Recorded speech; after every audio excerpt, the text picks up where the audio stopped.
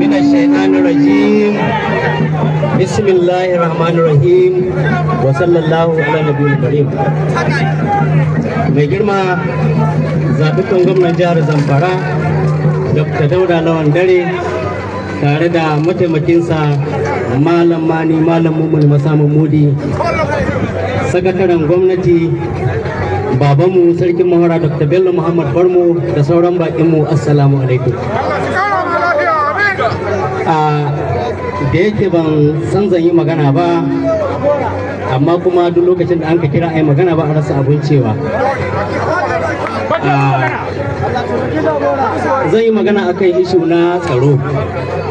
Wata uku da suka wuce in ni tsaye babu wannan, amma yanzu gani sai na hada da sanda sanadiyar 'yan bindiga suka harbe ni.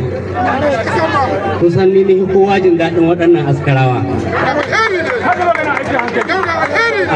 Duk tawakkalin da kun ka sanni da shi jiya zan shiga ƙauye ko mashin da ya lalace sai na tambaya ce shiga can lahiya saboda ina jin tsoro. Allah shi taimake ka. Wannan kuduri naka Allah ya cika maka, kuma Allah kada shi baka da dubararka. Akwai wani sako na al'ummar Talatin Mafara mai girma gwamna. Akwai wata unguwa da muke da ita nan mai suna Tudun Wada. Inda mana ta yi duk wani wanda a Tudun Wada wallahi bai iya shiga ko ya fita sanadiyar caccaɓewa. An gina wuri ba a gyara ba.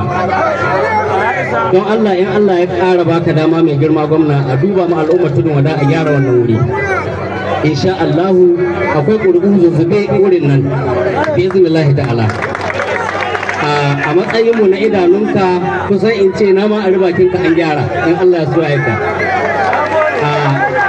Ba kamar yadda aka ce ba taro ne na siyasa ba, ina godiya da damar da aka bani. Assalamu alaikum.